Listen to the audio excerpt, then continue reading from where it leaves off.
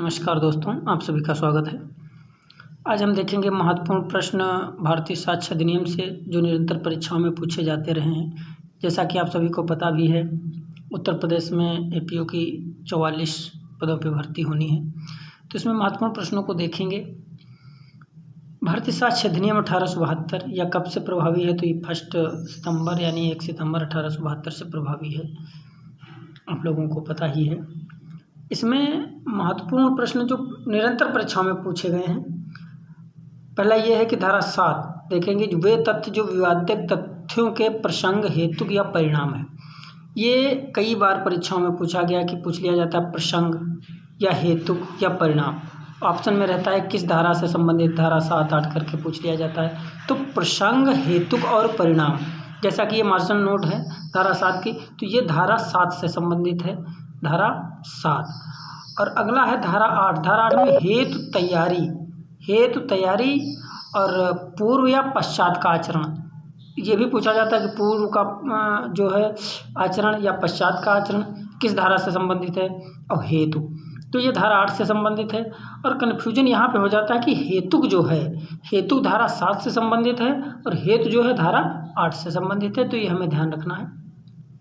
अगला है कि वे तथ्य जो अन्यथा सुसंगत नहीं है, कब सुसंगत हैं। ये मार्जिन नोट जो है एज इट इज पूछ ली जाती है, तो ये धारा 11 में।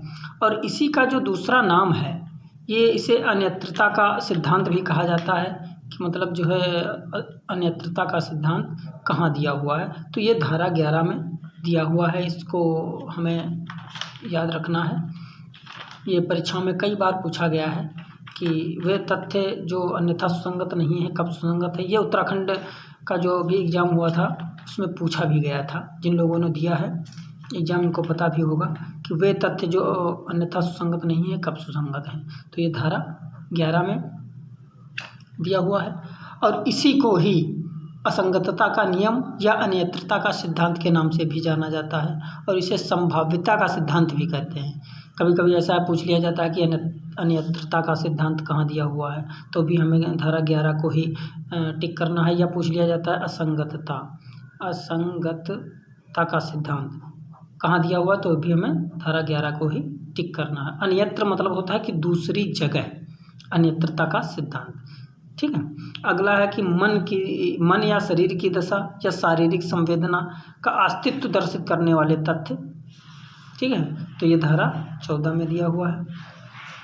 धारा 23 सिविल मामलों में स्वीकृतियां कब सुसंगत हैं। तो स्वीकृतियां कब सुसंगत हैं, तो सिविल मामलों में स्वीकृतियां कब सुसंगत हैं, तो ये धारा 23 में इसके लिए प्रोविज़न दिया हुआ है, कई बार पूछा गया है।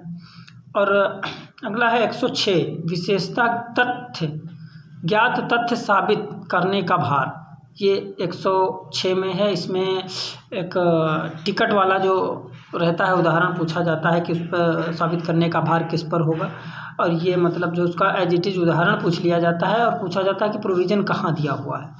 तो प्रोविज़न जो है वो धारा 106 में दिया हुआ है। और इससे पहले जैसा कि हमने धारा 7 को देखा, इससे पहले जो है धारा 6 भी कई बार बहुत ही महत्वपूर्ण है और परीक्षाओं में कई बार पूछी जाती है। इसमें रेस जेस्टे का सिद्धांत आता है, रेस जेस्टे का सिद्धांत। ठीक है, रेस जेस्टे का सिद्धांत पूछ लिया जाता। तो रेस जेस्टे का जो सिद्धांत है, इसका क्या मतलब है। रेस जेस्टे का सिद्धांत जो दिया हुआ है, ये कहाँ दिया हुआ है पूछ लिया जाता है। तो रेस जेस्टे का जो मतलब है वो एक ही समव्यवहार का भाग होना, एक ही समव्यवहार का भाग होना। ये दे दिया होता है कि रेस जेस्टे का क्या अर्थ है, तो उसका मतलब होता है एक ही समव्यवहार का भाग होना, एक ही समव्यवहार का भाग होना।